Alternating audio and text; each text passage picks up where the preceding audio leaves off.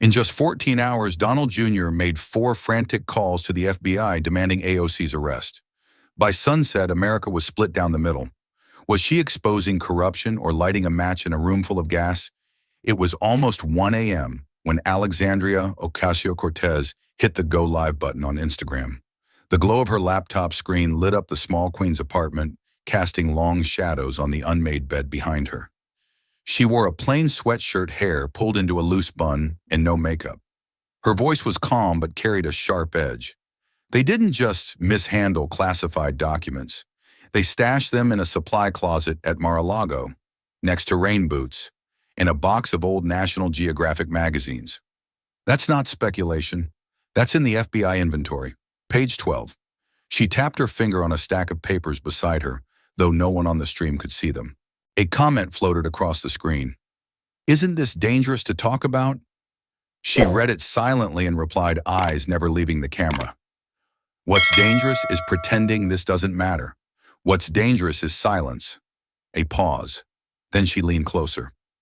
"And let's not forget the FEMA funds, diverted for private security during a golf retreat. House Oversight Memo. March 11th. Go read it." Across town in Manhattan, Donald Trump Jr. sat in a leather chair in his high-rise apartment, phone clutched in his hand, jaw tight. The live stream was playing on his iPad. "She's crossing the line," he muttered. His thumbs flew across the screen. Seconds later, a tweet exploded onto the internet. "She just leaked national security info. Treason. Calling the feds." Within minutes, Twitter was a battlefield. Hashtag "Truth is not treason" started trending, clashing with hashtag "Lock her up again."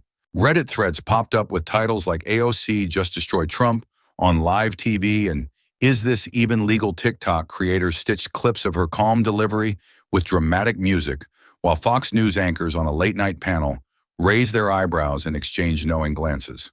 Back in Queens, AOC's phone buzzed violently on the counter.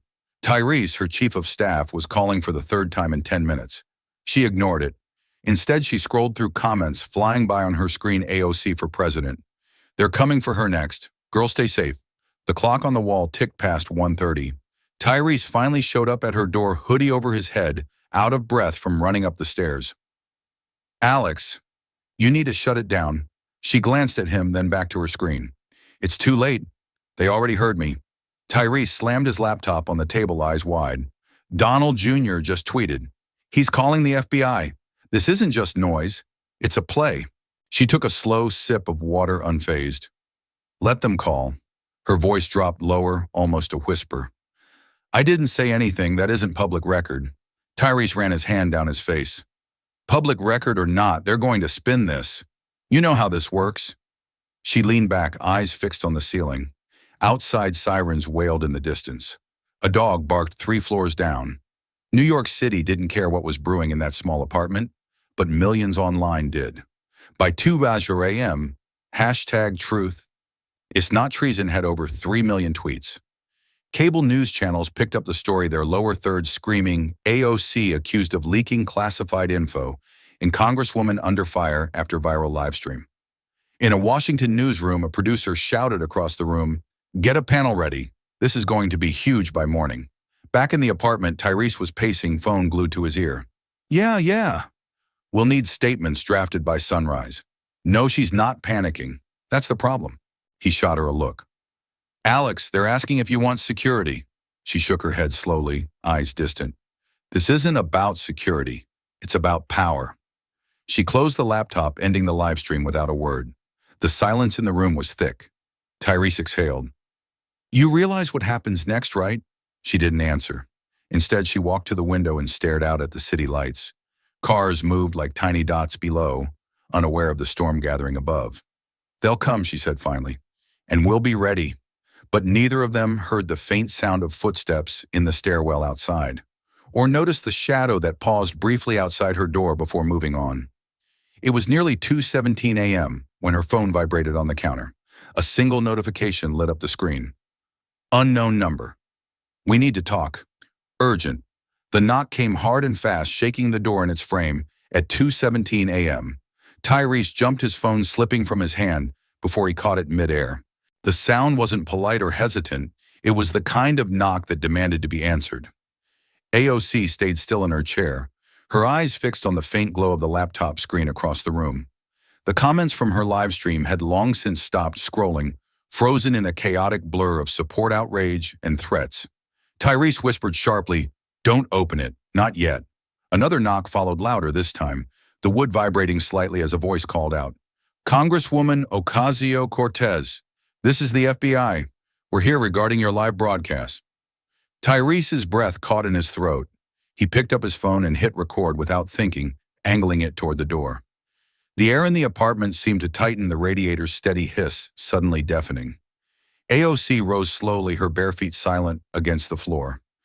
She walked to the door with measured steps, stopping just short of the handle.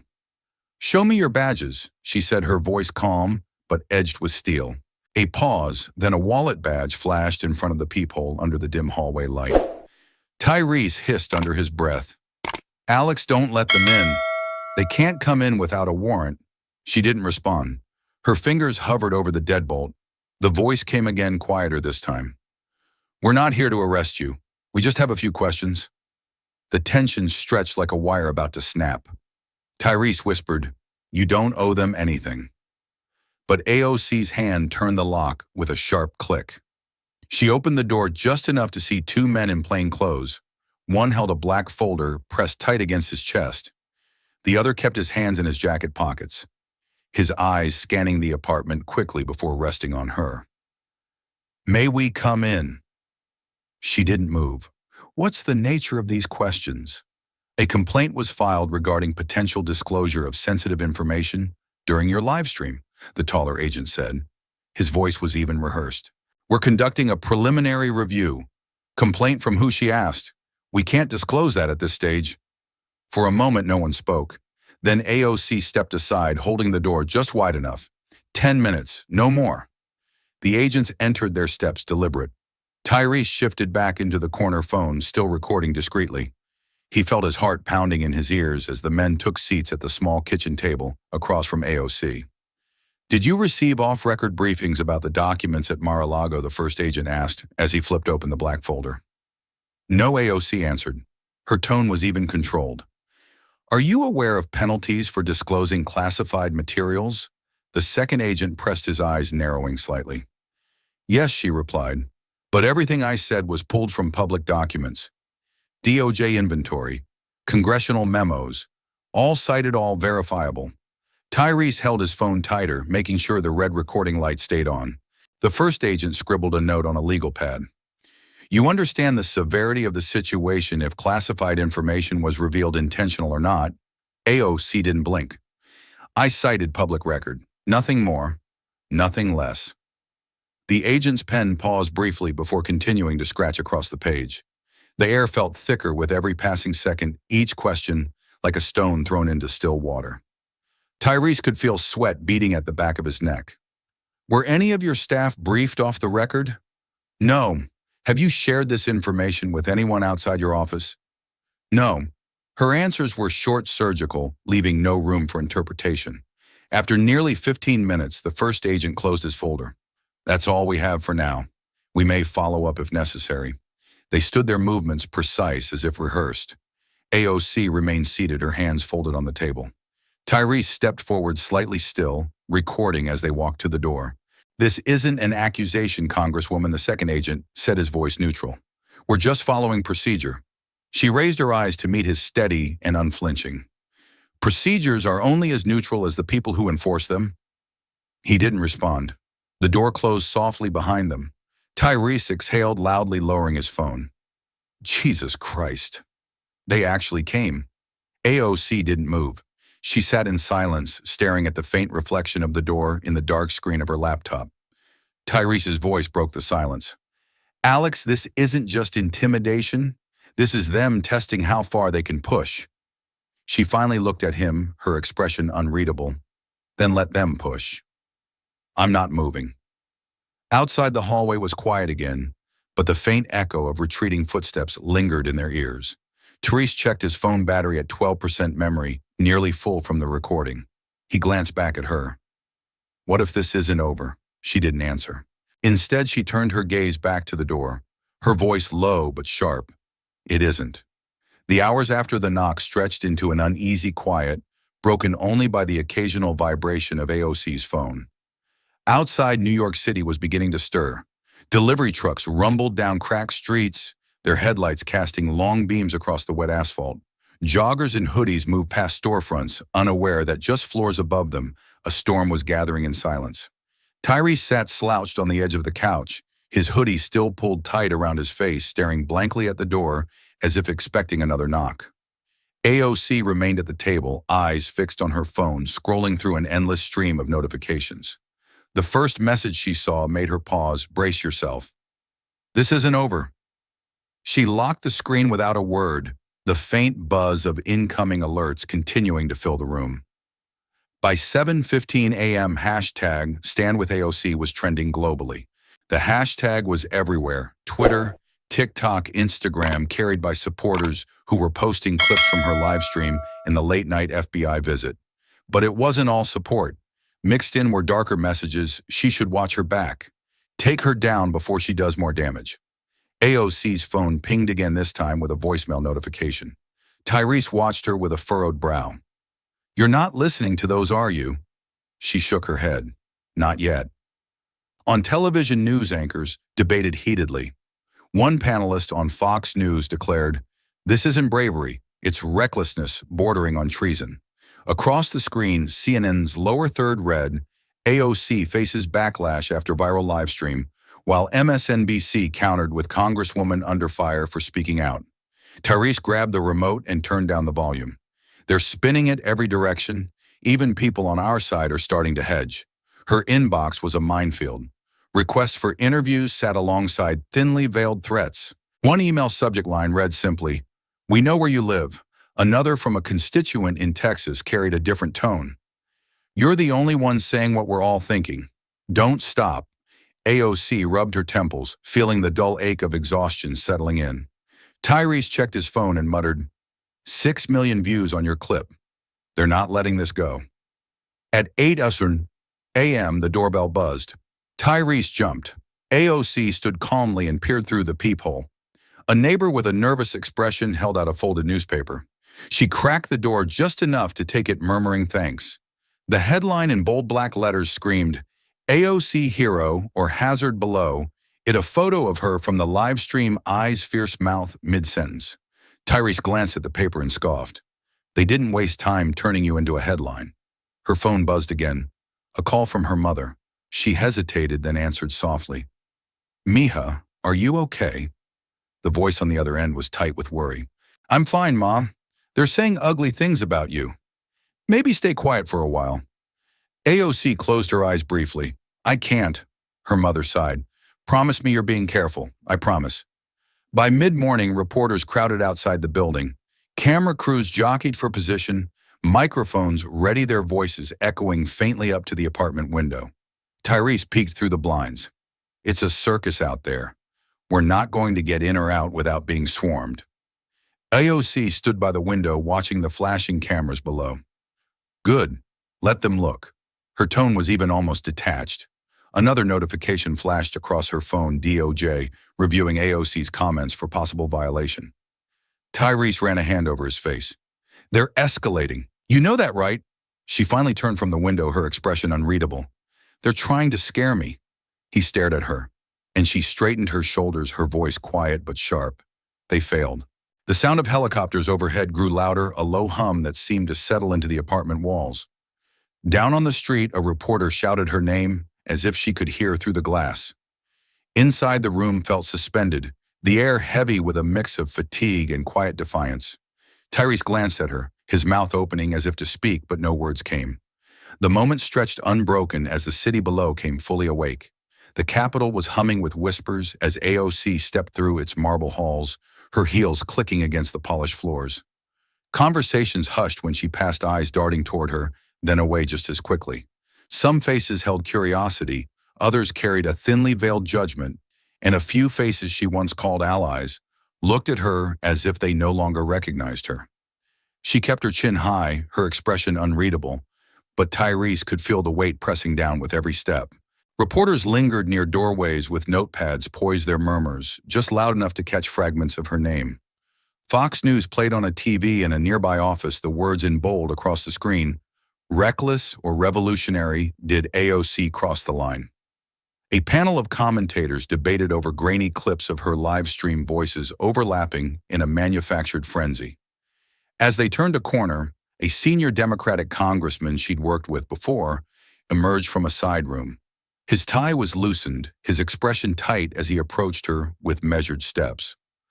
"Alexandria," he said in a low voice, glancing over his shoulder. "Lay low for now. Don't feed the fire." She met his eyes without hesitation.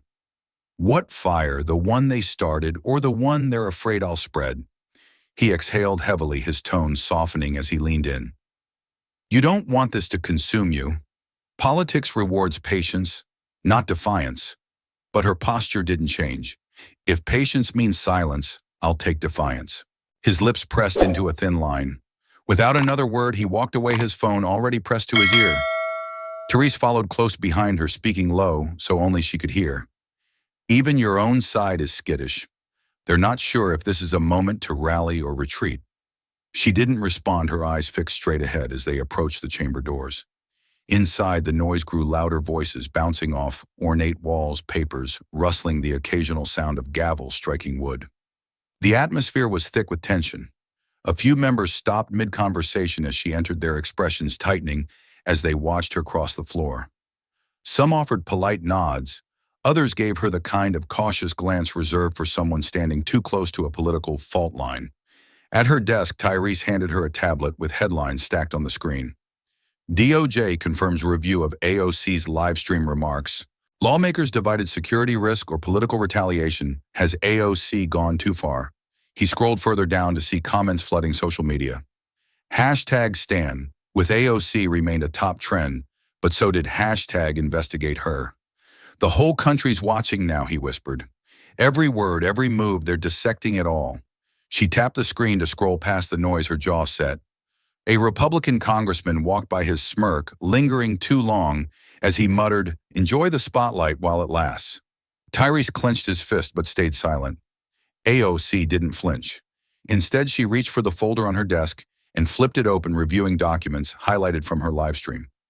The noise of the chamber faded around her, replaced by the sound of her pen clicking against the page in a steady rhythm. A young staffer from another office approached cautiously with a memo in hand. Her voice wavered slightly as she spoke. "They're saying there's talk of an ethics inquiry. It's moving faster than usual." AOC looked up, her eyes steady. "Of course it is. Fear has no patience." The staffer nodded awkwardly and slipped away. Tyrese leaned closer. "This isn't just headlines anymore. It's becoming procedure." She didn't take her eyes off the paper. "Then we prepare for the next knock." As the chamber settled into session, murmurs continued to ripple through the rows of desks. The cameras lining the back wall blinked their tiny red lights, recording every shift, every whisper, every glance. Outside, the sun had climbed higher, casting a harsh glare through the grand windows and onto the polished floors. Reporters still clustered on the Capitol steps, microphones ready, their lenses trained for any sign of movement. Tyrese checked his phone again. Another headline scrolled across his feed. "Anonymous source internal memo suggests possible breach." He turned the screen toward her. "They're planting seeds now, making it look like smoke so everyone assumes fire." AOC looked past him at the door. "Smoke and mirrors," she murmured. "Always has been." The noise of the chamber rose again as the speaker called for order. But AOC's mind was already on the next move, the next headline, the next inevitable escalation waiting outside those walls. The email landed in AOC's inbox just before noon, marked urgent in bold red letters. The subject line read simply, "Notification of preliminary inquiry, House Committee on Ethics." Tyrese read it twice before speaking, his voice tight. "It's official. They're opening an investigation." The words seemed to hang in the air of her office, thicker than the scent of coffee that had gone cold on her desk. Outside, footsteps echoed in the hallway, staffers rushing past with papers clutched to their chests, their faces tense with the knowledge that something was shifting. AOC sat at the table, the glow of the laptop screen reflecting in her eyes as she scrolled through the document attached. It was a single page, but every line carried weight. The committee will review the Congresswoman's public statements regarding classified materials to assess potential breaches of security protocols. Tyrese's phone buzzed relentlessly as alerts poured in. Headlines were already rolling out. AOC faces ethics probe. Over viral live stream flashed across cable news tickers. Fox anchors leaned into the camera with thin smiles, their voices dripping with barely contained triumph. Some are calling this a necessary step to safeguard national security, one said. On the other side of the spectrum, MSNBC hosts bristled with indignation, defending her as a target of political retribution. Within an hour, the squad had rallied. Ilhan Omar tweeted, "This isn't about security, it's about silencing a woman who spoke truth." Rashida Tlaib followed, "We stand with AOC. They won't intimidate us into silence." Ayanna Pressley posted a video from the Capitol steps, her voice sharp as she declared retaliation against a member of Congress for citing public documents is a threat to democracy itself. Their words ignited a firestorm online, with hashtag #StandWithAOC trending even higher. But beyond the circle of her closest allies, there was a hollow quiet. Moderate Democrats, once vocal in private support, now avoided cameras, their staffers issuing vague statements about due process and letting the investigation run its course. Inside AOC's office, Tyrese scrolled through his phone, jaw tight. They're hedging, waiting to see which way this breaks before they pick a side. AOC didn't respond. Her focus was on a new email that had slipped into her inbox, subject line blank. The sender's address was a string of random letters, impossible to trace at first glance. Attached was a zip file labeled MST Trumped Your Logs. Tyrese raised an eyebrow as she hovered her mouse over it. "You're not opening that," he said quickly. "That could be a trap." She hesitated, her cursor still poised above the file. "Or it could be the leverage we need." After running the file through a security check, she clicked it open. Inside were several PDFs, screenshots of internal communications between Trump Jr. and a group labeled Media Strike Team. The messages were blunt, full of strategy notes on how to discredit AOC and flood the media with narratives framing her as reckless, dangerous, even traitorous. One line caught her eye. "Push for ethics review ASAP. Paint her as a security threat before she gains more traction." Tyrese leaned over her shoulder, reading silently. His face hardened. So it was a setup. All of this. She sat back, the chair creaking slightly under the weight of the moment. "They're not just reacting," she said softly. "They're orchestrating." Tyrese rubbed his temples, his mind already racing. "We could release this. Go public."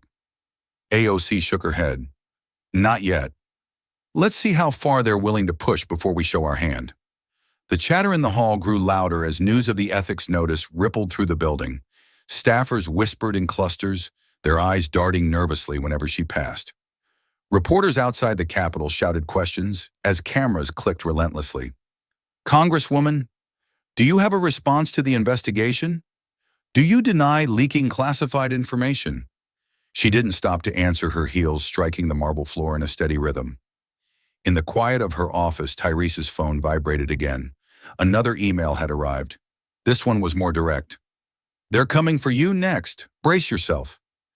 He showed it to her, but she barely glanced at the screen. Instead, she was staring at the stacks of documents on her desk. Highlighted memos, public record screenshots from government websites. Everything she had cited was in plain sight. She whispered under her breath, almost to herself. "They're playing a game of smoke and mirrors. But I brought the receipts." As the day wore on, her phone buzzed with messages from colleagues, some offering quiet encouragement, others sending cryptic warnings. One text stood out from a junior staffer on the other side of the aisle. "They're digging for more. Watch your back." Tyrese looked at her carefully. "Alex, they want to rattle you. That's the whole point." She didn't flinch, her voice calm as she replied. "Then let them try." The sun was beginning to set outside, painting the Capitol in hues of orange and gold. Inside, the tension hadn't eased. The buzz of muted televisions filled the hallways, clips of her live stream playing on repeat, spliced with footage of the FBI visit. Tyrese exhaled slowly, watching her as she gathered her notes into a neat stack. "What's next?" he asked. She glanced up, her expression sharp and unyielding. "They wanted a fight," she said. "Now they have got one." By the time the Capitol lights dimmed and staffers shuffled out for the evening, The internet was already on fire. The hashtag #RecklessAOC began trending just after 8 p.m., first pushed by right-wing influencers and soon amplified by larger media outlets. Tweets accused her of endangering national security, of being unfit for office, of chasing headlines at the expense of the country's safety. Tyrese sat on the edge of her desk, scrolling through a flood of comments on his phone. "They're not holding back," he muttered. "It's coordinated. Bots, think tanks, influencers, all hitting the same talking points." AOC leaned back in her chair, her arms folded. That's their playbook. Repeat a lie until it feels like truth. But in the swirl of accusations, another current was rising. Supporters fought back with #truth. It's not treason, and #StandWithAOC, sharing screenshots from the public records she had cited during her livestream. Videos began circulating on TikTok, showing a montage of her calm responses to the FBI agents who had visited her apartment days earlier. The clips were overlaid with text like, "She didn't flinch, and this is what courage looks like." One viral video set to a haunting piano track racked up 5 million views in 6 hours. It cut between footage of the FBI entering her office and her standing at the Capitol steps earlier that day, her expression sharp and unwavering. The comment sections were battlefields. "She's reckless. She should be removed from office. This is political theater to distract from the real issues. She's saying what no one else has the guts to say." Tyrese read a few aloud before tossing his phone onto the desk. "It's like the whole country split down the middle. Half want to crown you a hero, the other half want you in handcuffs." AOC's own phone buzzed again and again. Journalists requesting interviews, anonymous threats, supporters sending messages of solidarity. One text stood out from an old colleague: "Be careful. They're not just attacking your words, they're coming for your character next." She stared at the screen for a long moment before locking it and setting it aside. At 9:30 p.m., a breaking news alert flashed across cable networks. A leaked security camera clip from inside her office showed 2 plainclothes FBI agents standing stiffly as Tyrese discreetly recorded them with his phone. The footage was grainy but clear enough to ignite a new wave of controversy. On Fox, a panel questioned why her team had secretly filmed federal agents. "What is she hiding?" one commentator demanded. Meanwhile, MSNBC countered with a panel praising her composure. "Would we even know this happened if her staff hadn't documented it?" asked another. Tyrese rubbed his forehead. "This wasn't supposed to get out. I sent that footage to one person, Alex, one. She didn't seem rattled. It's out now. Let them debate it. Every frame shows the same thing. Facts don't scare me." As midnight approached, Tyrese noticed another spike in activity online. Posts quoting her latest tweet began circulating rapidly. "Truth doesn't need permission, but it needs protection." The words were screenshotted, shared on Instagram stories, and stitched into TikTok videos.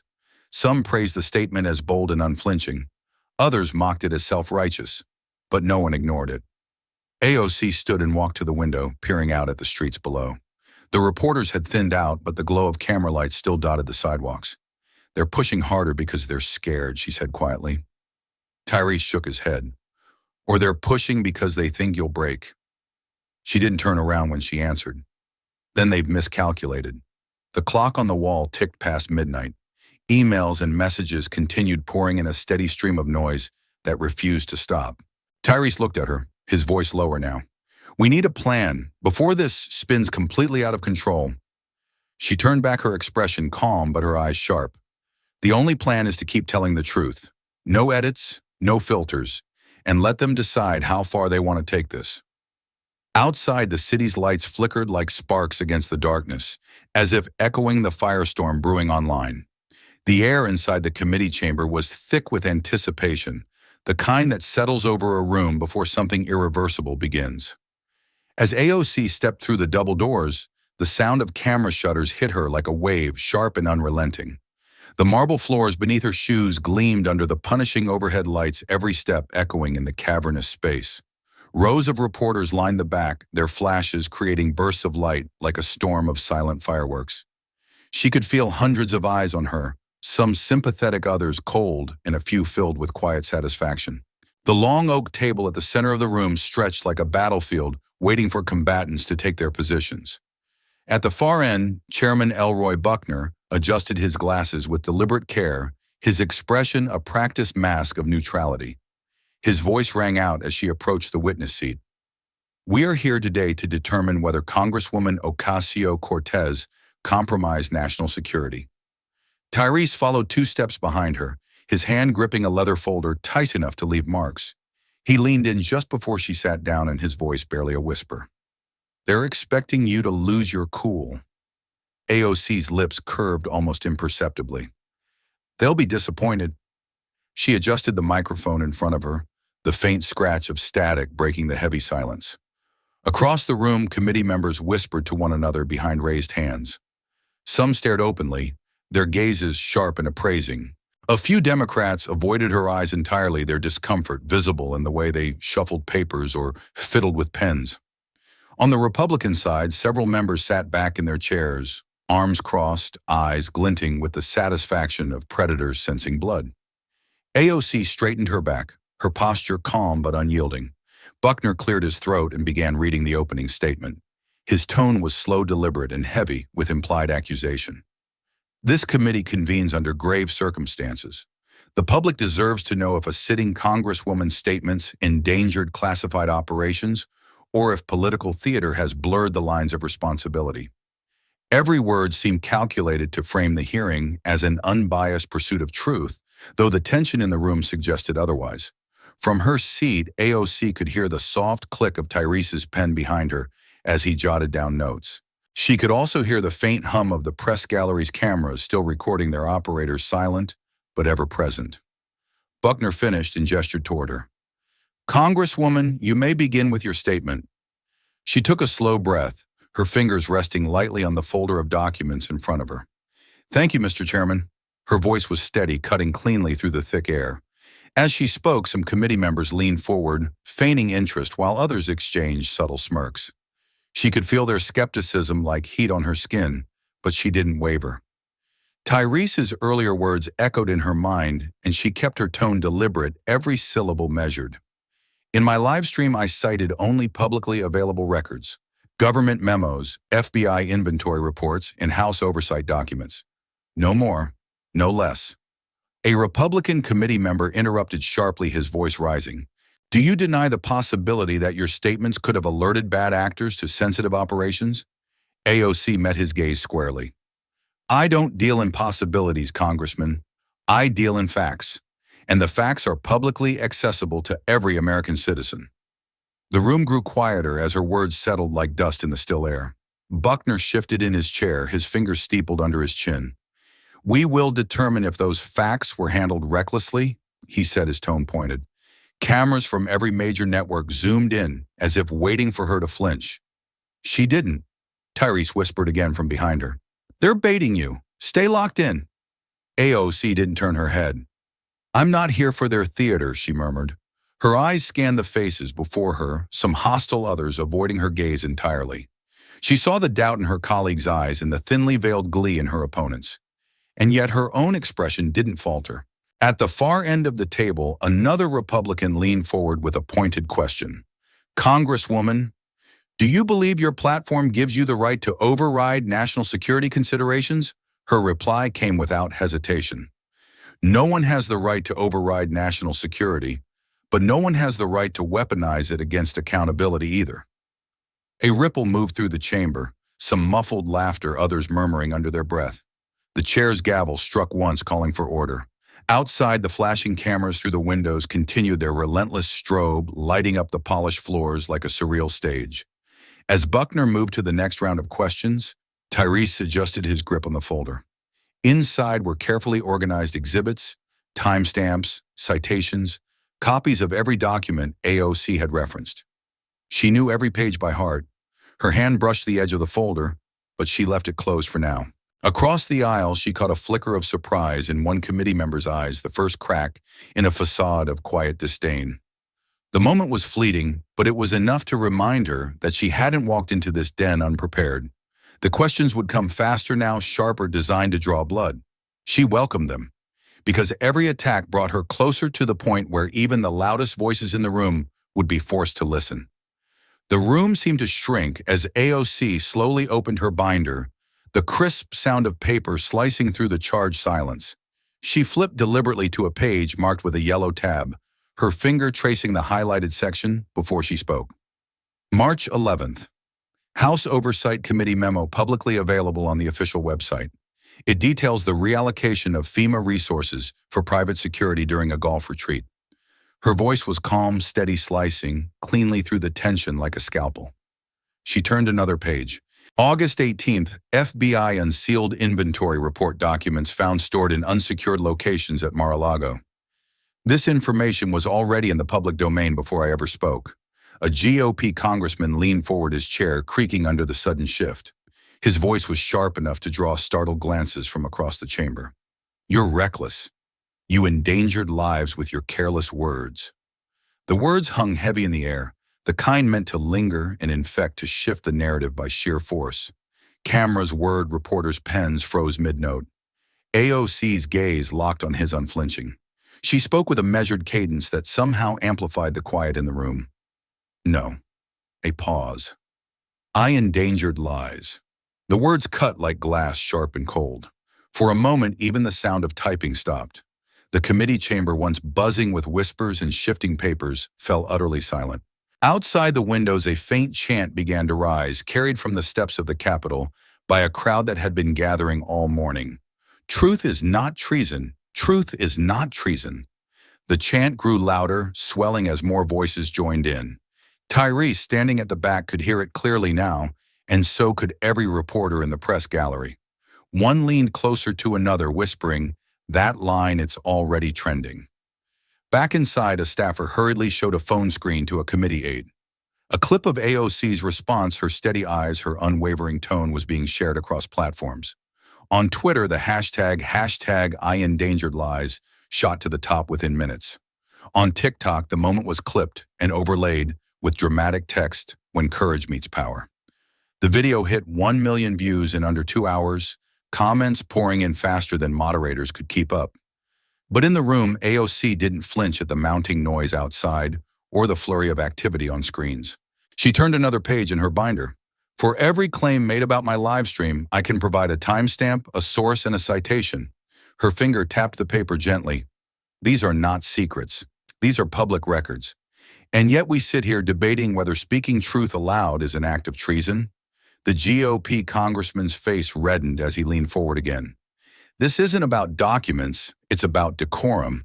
Your tone, your recklessness, the implications." AOC raised a hand slightly, not to interrupt but to disarm. Her voice was quieter now, but every syllable carried weight. "People often mistake clarity for aggression when it comes from a woman like me. Perhaps you'd prefer I stuttered instead." The chamber shifted again, murmurs rippling along both sides of the aisle. Outside, the chants became a roar. "Truth is not treason. Truth is not treason." Tyrese checked his phone and whispered to himself, "It's everywhere. She's everywhere."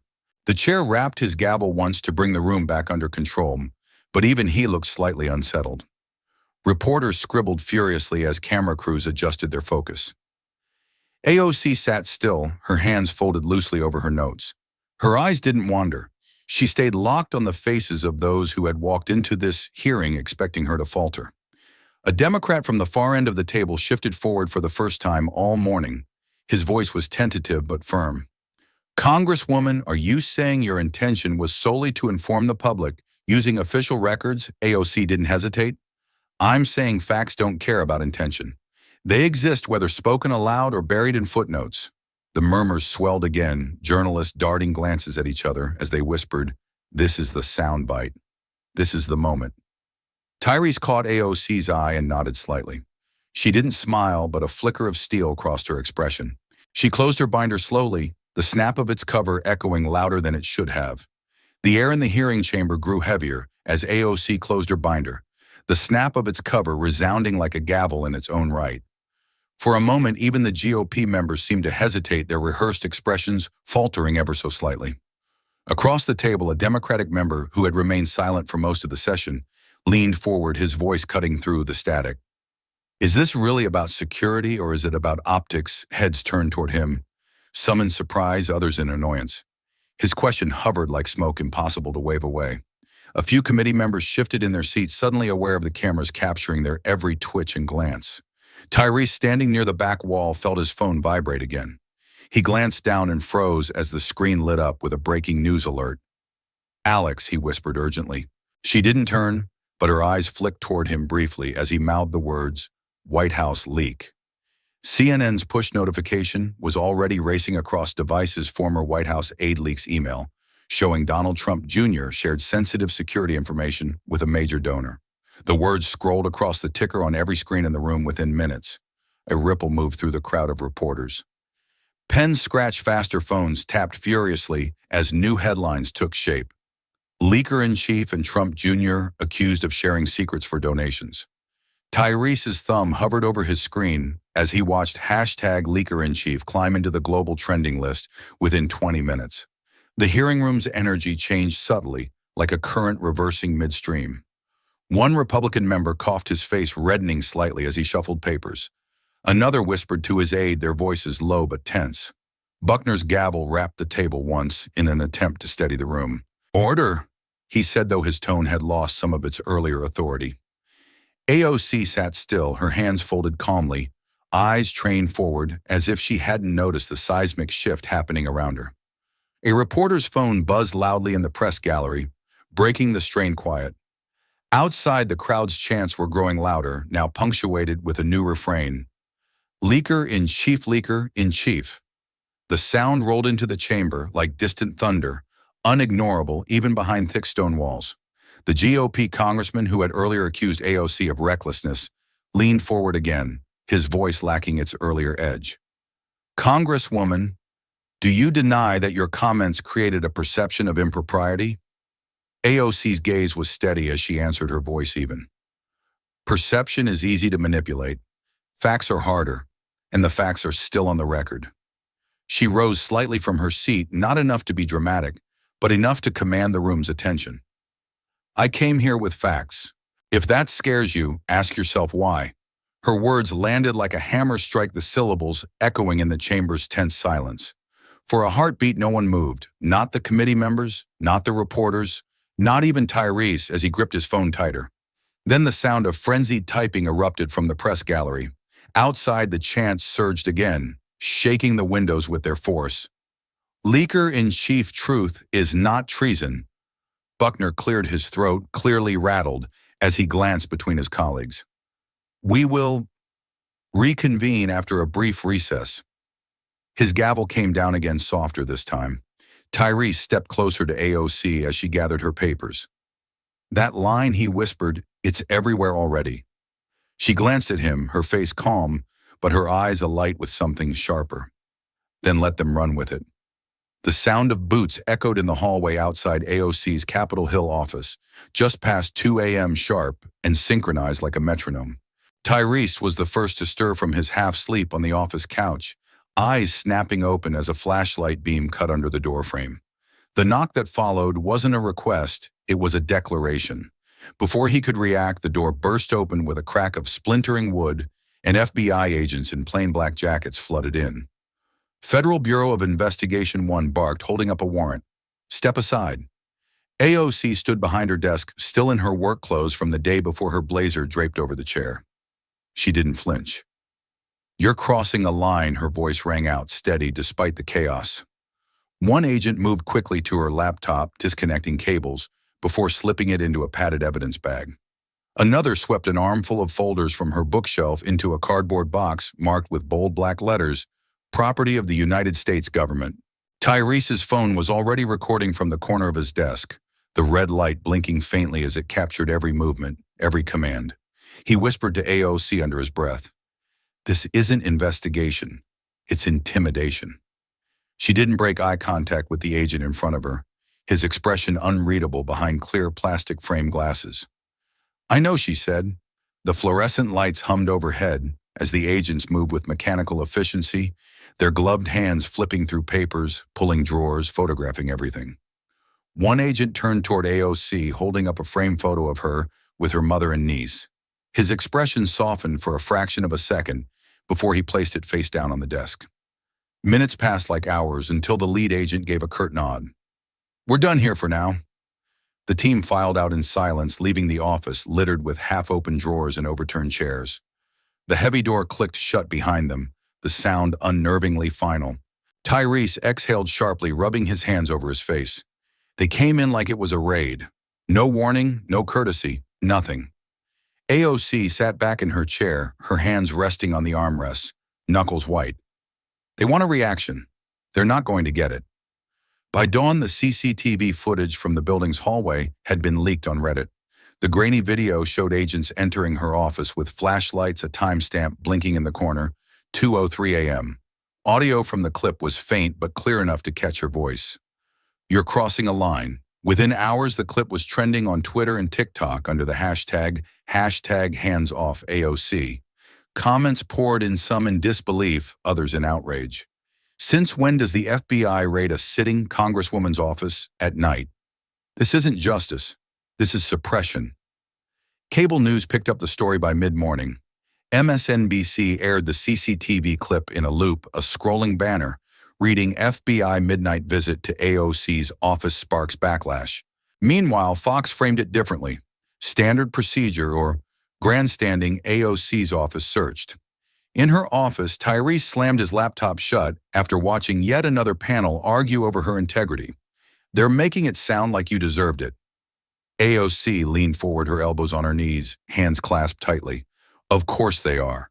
That's the point of the spectacle." Her phone vibrated on the desk. A text from an unknown number flashed on the screen. "This is only the beginning." Tyrese caught the notification and shook his head. "They're trying to break you." AOC picked up the phone and locked the screen with a single swipe. "They'll have to try harder." The next morning, the press room outside the Capitol was a frenzy. Reporters jostled for space as cameras flickered under the harsh sunlight. Ilhan Omar, Rashida Tlaib, and Ayanna Pressley stepped up to the podium, their faces set with a rare mix of anger and resolve. Omar spoke first, her voice carrying over the crowd. "This isn't oversight. It's overreach. No member of Congress, no American, should face midnight raids for citing public information." Tlaib leaned in next, her tone sharper. "This isn't just about Alexandria. This is about a system that punishes truth-tellers while protecting power." Presley finished the volley with calm precision. "When intimidation becomes policy, democracy is already under attack." Their words reverberated instantly across social media. Within minutes, hashtags like #HandsOffOC and #DefendDemocracy surged alongside #SquadStrong.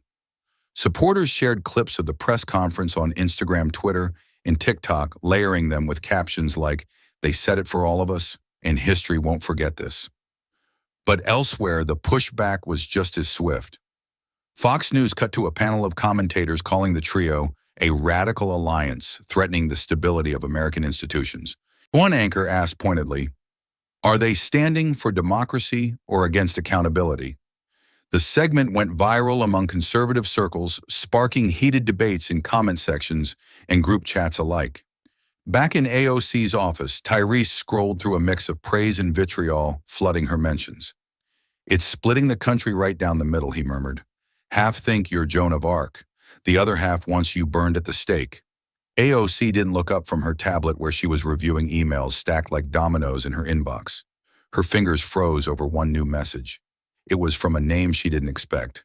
Senator Howard Kessler, a staunch conservative known for his hardline stance on national security.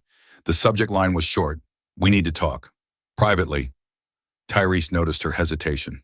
"Kessler, what the hell does he want?" She didn't answer right away. Her mind was already spinning through possibilities. Was this an attempt to intimidate her further, or a crack in the opposition's armor? Her thumb hovered over the screen as she reread the message. "He's not exactly known for bridge building," Tyrese said carefully. AOC's voice was quiet but firm. "Enemy or ally? Either way, I need to know which." Outside, the chants of her supporters rose again, their voices carrying faintly through the thick windows. "Truth is not treason. Truth is not treason." She set the tablet down slowly, her reflection staring back at her in the black glass surface. Tyrese leaned closer, his tone low. "If you take that meeting, you better walk in ready for anything." She exhaled the air, leaving her lungs with measured control. "I always am." The news broke just after midnight, catching even the most seasoned pundits off guard. A whistleblower, a former media consultant for Trump Jr., stepped forward with damning documents. Emails, chat logs, and strategy memos outlined a coordinated campaign to discredit AOC. The phrase media strike teams appeared repeatedly with clear instructions, flood platforms with negative narratives, amplify accusations of treason, and pressure lawmakers into supporting ethics inquiries. One memo dated weeks before the live stream read bluntly, "Neutralize her credibility before she sets the narrative." Screenshots of these instructions leaked onto Reddit first, then exploded across Twitter, Instagram, and even mainstream outlets. In the Capitol, Tyrese scrolled through the files in disbelief, his voice low but sharp. This isn't just spin. This is a full-blown hit operation. AOC stood by the window, her arms crossed as she watched the lights of D.C. flicker in the distance. She said nothing, but her jaw tightened slightly. Outside, the crowd gathered again, holding candles and handmade signs as they chanted into the cold night air. Truth is not treason. Hands off, AOC poll numbers began shifting rapidly. A fresh survey from Dunstan Research Group showed 61% of Americans now believe the investigation into AOC was politically motivated retaliation. Cable news reflected the changing tide. MSNBC anchors openly questioned the ethics of the inquiry. Even some Fox News analysts admitted grudgingly that the optics of the FBI raid and leaked memos were problematic. By morning, screenshots of the whistleblower's documents dominated front pages and feeds. Headlines screamed, "Strike Team exposed Trump Jr., War on AOC." Late-night comedians pounced on the revelations, their monologues dripping with sarcasm and indignation. One quipped, "They wanted to paint her as reckless, but turns out they're the ones with brushes dipped in classified ink." The hashtag leaker-in-chief surged again, now tied to Trump Jr. instead of AOC. In her office, Tyrese leaned over her desk, voice edged with disbelief. They thought they were playing chess. Turns out they set their own board on fire. AOC didn't look up from the stack of highlighted documents in front of her. "They underestimated what happens when people stop being afraid," she said calmly. Her phone buzzed with another update, this time a message from Senator Kessler. Timing has shifted. "We need to talk again." Tyrese raised an eyebrow but said nothing. Outside the window, the city was alive with movement. Protesters' candles flickered like tiny beacons against the dark. Reporters milled near barricades, their voices low but urgent as they prepared for another live shot. AOC rested her hand against the cold glass, her reflection merging with the glow of the Capitol behind her. Her voice was barely above a whisper, but Tyrese heard it clearly. They wanted fear. They got fire. The corridor was unusually quiet for mid-afternoon. Sunlight streamed through the narrow windows, cutting long, sharp shadows across the marble floor. AOC's footsteps were steady but cautious as she rounded the corner and found Senator Kessler waiting. The Republican from Alabama was leaning against the wall, his tie loosened, slightly eyes scanning the empty hallway before settling on her. He didn't waste time with pleasantries. "This isn't about you, Congresswoman. It's about precedent. They're breaking it." His voice was low but firm, each word deliberate. AOC stopped a few feet away, arms crossed, her expression unreadable. "You mean the same precedent your party ignored when it suited them?" Kessler didn't flinch. "Fair.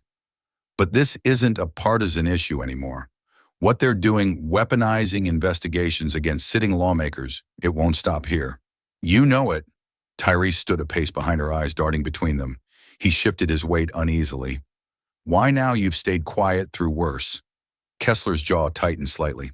"Because this isn't oversight. It's a purge disguised as process." He reached into his coat pocket and pulled out a folded sheet of paper. "I'm drafting a joint statement. It calls for an immediate end to political overreach and reaffirms protections for congressional speech grounded in public record." He held it out, his hand steady. "Your name would give it weight. Mine would give it reach." AOC took the paper, her eyes scanning the neat paragraphs. Her thumb traced the signature line at the bottom. She didn't move to sign. "Why me?" she asked quietly. "Because right now you're the flashpoint," Kessler replied. "And because I've seen what happens when systems meant to hold power accountable are turned into weapons." Tyrese stepped closer, his voice tight. "You sure we can trust him? This could be a trap." AOC glanced at him without turning fully. "This isn't about trust. It's about leverage." She refolded the paper slowly and met Kessler's gaze. You realize signing this makes you a target too. His lips curved into something between a smile and a grimace. I've been a target before. It's nothing new.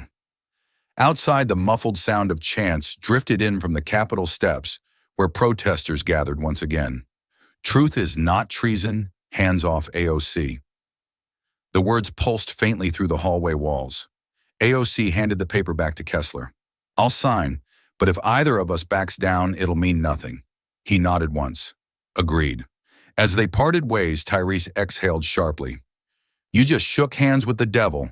AOC kept her eyes forward, her voice calm but edged with resolve. No, I just reminded the devil he has skin in the game too. The air in AOC's office was heavier than usual, thick with an unspoken tension, as the document lay between her and Tyrese on the oak desk. The bold header, Joint Statement on the Protection of Congressional Integrity, seemed to radiate heat, its words carrying the weight of two political careers. AOC picked up the pen, her fingers brushing lightly against the cool metal, before she pressed it to the page. The ink flowed steady and deliberate as she signed her name, Alexandria Ocasio-Cortez. She set the pen down with a soft click, and for a moment silence hung between her and Tyrese. Across town, Senator Kessler sat in his own office under the dim glow of a desk lamp, his expression unreadable as he added his signature beneath hers. When he capped his pen, he let out a long sigh, his voice low as if speaking to himself. This will cost us both. His aide shifted nervously in the corner but said nothing. The document was scanned and sent to every major news outlet within minutes. By the time AOC and Tyrese stepped out of her office, their phones were already buzzing nonstop. Headlines exploded across screens. AOC and GOP Senator issue joint statement on abuse of power. CNN's breaking banner read, unprecedented bipartisan, stand against political retaliation. MSNBC praised it as a rare moment of courage across party lines. Meanwhile, Fox News ran a panel debating whether Kessler had abandoned conservative principles by aligning with a radical progressive. Trump Jr. wasted no time. His furious tweet hit the platform like a grenade, bipartisan betrayal. Disgusting. The swamp protects its own. It was shared tens of thousands of times within an hour, his supporters amplifying it with hashtags like #Rhino and #TraitorKessler. Tyrese glanced at the tweet on his phone and muttered, we didn't just poke the bear, we poured gasoline on it. Outside, protesters gathered in growing numbers, waving signs both for and against AOC. Chants clashed in the streets below the Capitol steps, the air electric with confrontation. AOC watched from her window as Tyrese read aloud a string of text alerts from media outlets requesting comment. They're calling this a political earthquake, he said. She didn't answer immediately, her eyes fixed on the lights flickering across D.C. Good, she finally said, her tone calm but edged with steel. It's about time something cracked open. The call came in just after 8 a.m., the DNC's communications director speaking in a tone that was both clipped and rehearsed. Alexandria, this joint statement with Kessler, it's not playing well internally. You're isolating yourself from the caucus. Some are questioning if you even belong in leadership conversations moving forward. AOC listened without interruption, her eyes on the city skyline beyond her office window, where the morning light painted the rooftops in soft gold. When the call ended, Tyrese looked at her carefully. They're circling the wagons. She nodded slightly. Let them. It means they feel threatened. But outside the halls of power, a very different story was unfolding. A video clip of AOC's recent press statement, where she spoke directly about the ethics probe, the midnight FBI raid, and the revelations of Trump Jr.'s media strike teams, was going viral. Within 12 hours, it had racked up 20 million views across platforms. The caption that most users shared with it was simple but explosive. She didn't flinch. Comments flooded in. This is the first time I've felt like someone actually said what we're all thinking. If telling the truth makes you an enemy of the system, what does that say about the system? Tyrese scrolled through the flood of reposts and whispered, it's bigger than politics now. AOC turned from the window, her voice quiet but cutting. If the system hates honesty, maybe it's time to change the system. Outside, chants began rising from a crowd forming on the Capitol steps again. Their voices carried faintly through the glass. Truth is not treason. Hands off AOC. At the same time, her inbox filled with a new wave of warnings. Anonymous messages from party operatives. You're dividing the base. Stop feeding their narrative. One even bluntly threatened, step back or risk losing committee support. But for every warning, there were a dozen emails from ordinary people thanking her for refusing to bow. A nurse from Ohio wrote, "I've never cared about politics, but I see you fighting, and it feels like you're fighting for me too." The backlash from within her party was growing louder, but so was the roar outside of it. Tyrese glanced at his phone again, then at her. "They're trying to shut you out, but you're becoming the story they can't control." AOC smiled faintly, not out of satisfaction, but out of recognition. "Then let's make them say it out loud." The folding chairs creaked as neighbors shuffled into place, their coats still dusted with February snow. It wasn't a grand auditorium or a flashy event hall, just a community center in the Bronx with scuffed linoleum floors and the faint smell of coffee lingering in the air. There was no stage, no microphones, no press barricades. Just Alexandria Ocasio-Cortez standing in the center of a loose circle, her hair pulled back, sleeves rolled to her elbows. She held no notes, no podium, just her voice and the weight of 1,000 headlines that had tried to define her in the past 2 weeks.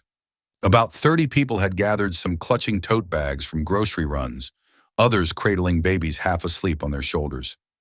Tyrese leaned against the back wall, phone in hand, but not recording. This wasn't for cameras, he thought. This was for them. An older woman with a weathered face and a cane raised her hand. Her voice was soft but carried.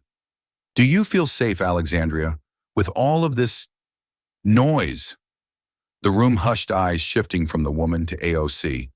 AOC didn't answer right away. She let the question hang, studying the lines in the woman's face. The worry etched deep like grooves carved by years of watching leaders disappoint. Then her lips parted, her tone, even but heavy with something raw. "Safe? No, but freedom isn't safe. Change has never been safe. And if I waited to feel safe before speaking, I'd still be silent." A few people exhaled audibly, as if realizing they'd been holding their breath. A young man near the edge of the circle asked next, his hands fidgeting in his lap, "Do you regret saying what you did on live TV? All this heat. It's a lot." AOC's gaze softened. "No, because truth doesn't get easier to say later. It gets harder." Her words carried like ripples across still water. A mother in the front row adjusted her toddler on her hip and spoke up. "They're making you out to be the enemy. Does it ever get to you?" AOC smiled faintly, the kind of smile that didn't reach her eyes. "Every night. But then I remember they're not attacking because I'm wrong. They're attacking because I'm not afraid to be right out loud." Tyrese watched the crowd lean in closer. This wasn't a rally. It was quieter, heavier, as if everyone in the room recognized the stakes without needing slogans or chants. Outside, car horns and distant sirens reminded them life kept moving, even when history felt like it was pivoting under their feet. As the discussion wound on, more voices joined in questions about student loans, housing, healthcare. AOC didn't dodge, didn't deflect. She spoke like someone who'd spent more hours listening than talking. When the town hall ended, she stayed until the last hand was shaken, the last question answered. Walking back to the car with Tyrese, the winter air bit at her cheeks. "You know," he said quietly, "they'll call this reckless too." AOC tucked her hands into her coat pockets and looked back at the faint glow of the community center windows. "Let them. I'd rather be reckless than irrelevant." By the next morning, snippets of the Bronx town hall were ricocheting across social media like sparks in dry grass. One clip, barely 60 seconds long, showed AOC answering the older woman's question about safety. Her voice carried calm resolve as she said, "Safe, no, but freedom isn't safe." The video was uploaded to TikTok, then Twitter, then Instagram, stitched into commentary from creators left and right. Within hours, it had amassed 5 million views. By noon, it was 20 million. The hashtag truth without permission surged, trending globally as users shared their own stories of speaking hard truths. In the NYT opinions section, a bold headline appeared, "AOC didn't flinch. America shouldn't either." The essay dissected her response, calling it a reminder that courage isn't the absence of fear, but the refusal to bow to it. Other outlets followed suit, some cautiously praising her candor, others framing it as reckless bravery. Fox News countered with panels questioning her judgment again, but even they couldn't ignore the clip's viral dominance. Tyrese sat in her office scrolling through real-time analytics on his laptop. His eyebrows shot up. "You're up 15 points in the latest poll. Independents, moderates hell, even a chunk of conservatives under 40. He turned the screen so AOC could see the graphs climbing. She didn't react immediately. Instead, she kept her eyes on her phone, where a young voter from Michigan had messaged her directly. "I've never felt seen by anyone in Congress before. Thank you for not backing down." The air in the office was quieter now, not with resignation, but with focus. Outside, the faint sound of protesters still lingered near the Capitol, their chants softer but persistent. "Truth is not treason?" "Hands off." AOC Tyrese looked up again. "You realize this isn't just damage control anymore? You're shifting the whole damn narrative." AOC closed her eyes for a moment, letting the weight of it settle before replying. "It's not my narrative," she said softly. "It's theirs. I'm just holding a mirror." As she spoke, another alert flashed across Tyrese's phone, a senator from her own party making a carefully worded statement about overreach and the need for ethics reform. He raised an eyebrow but didn't say anything. AOC noticed the silence and smiled faintly. One ripple at a time, Ty. The email landed in AOC's inbox at 3:12 a.m. No subject line, no sender name, just a string of numbers for the address. Tyrese found it first while skimming through flagged messages on her secured account. The body of the email was only one line stark against the white screen. "You've made enemies you can't see." He read it aloud in a low voice, glancing up at her across the room. "That's not subtle." AOC didn't flinch.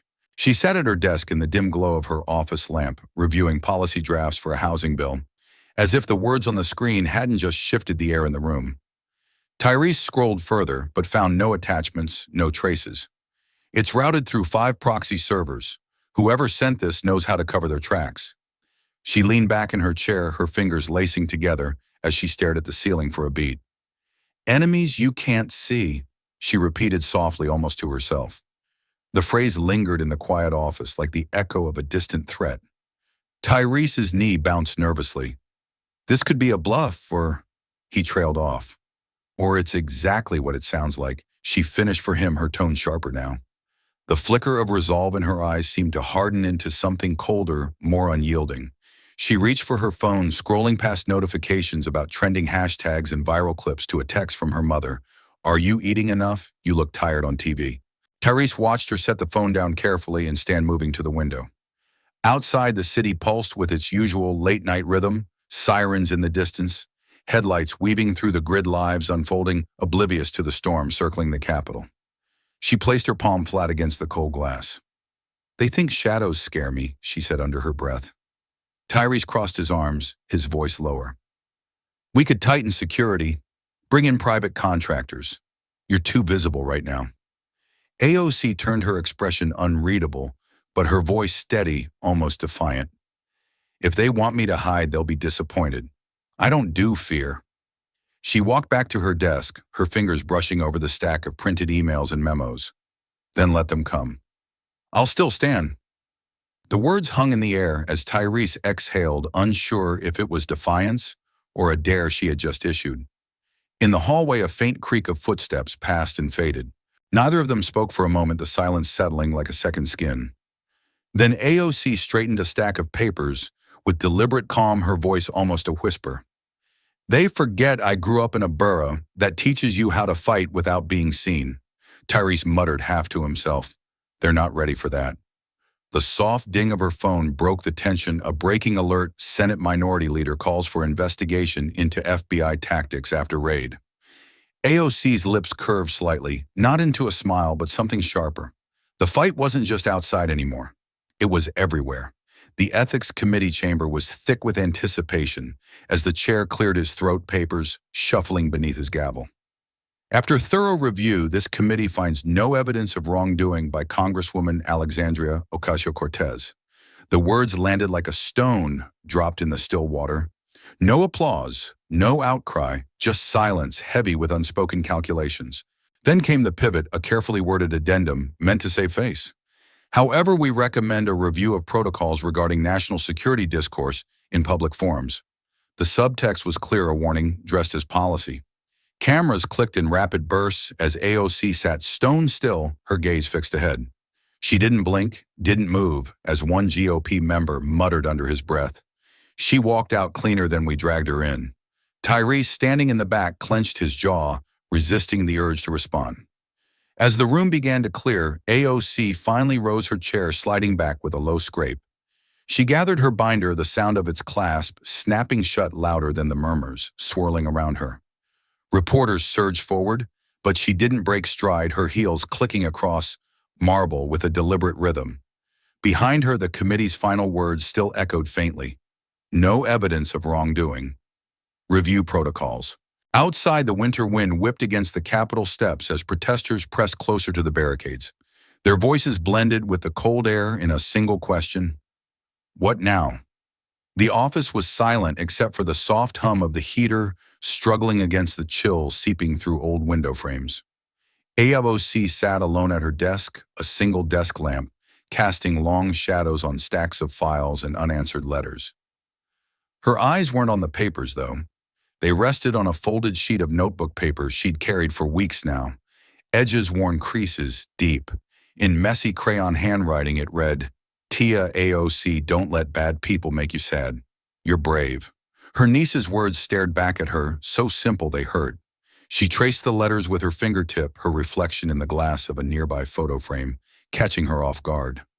The woman staring back looked tired, more tired than she had the night this all began. But there was something else in her face too. Resolve.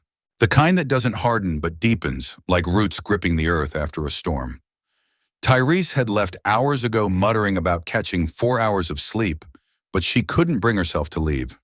The city beyond the window glittered under a velvet sky, unaware, or maybe indifferent to the wars waged in its marble halls. Her thoughts unraveled slowly. This isn't about surviving politics, it's about redefining it. Somewhere below, a siren wailed, growing faint as it sped into the distance. She leaned back, the chair creaking, eyes still fixed on that crayon note. Outside, snow began to fall in lazy spirals, covering the Capitol steps, where protesters had stood just hours earlier. She whispered into the quiet, not to anyone in particular, "Am I ready for what comes next?" But the room gave no answer, only the soft rustle of papers shifting in the draft. The air outside the community hall was crisp, filled with murmurs of anticipation as hundreds gathered shoulder to shoulder, their breath visible in the winter night. Inside, AOC stood at the edge of a modest platform, no teleprompter, no floodlights, just her voice and the weight of weeks spent under scrutiny. This was never about classified information. She said, her words cutting through the quiet like a clean blade. It was about fear, and we refused to flinch. The crowd erupted, voices rising in unison, a chant swelling from the front rows to the very back. Truth, truth, truth. Their hands clapped in rhythm, boots stomped on the worn wooden floor, the sound vibrating like a heartbeat.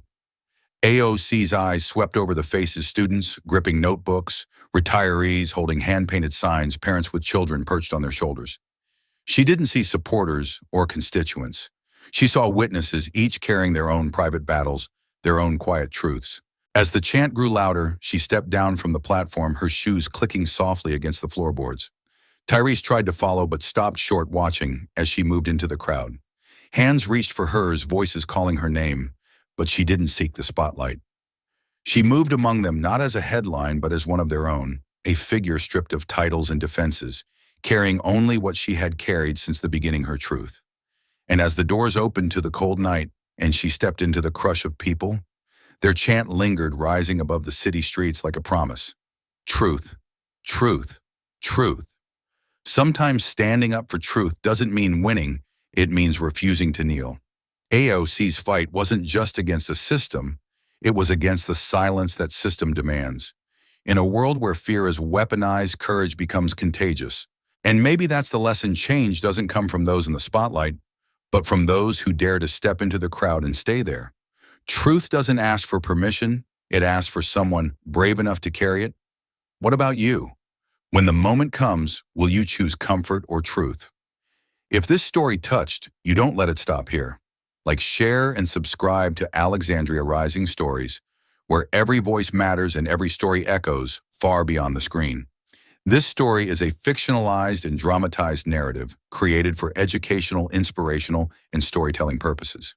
While it may be inspired by real public events, people, or societal issues, it includes imagined dialogue, reconstructed scenes, and character interpretations meant to highlight broader themes of justice, dignity, and resilience. Any resemblance to actual events or individuals beyond public knowledge is purely coincidental. We do not intend to defame, mislead, or harm, but to invite reflection and meaningful conversation. Thank you for watching Alexandria Rising Stories.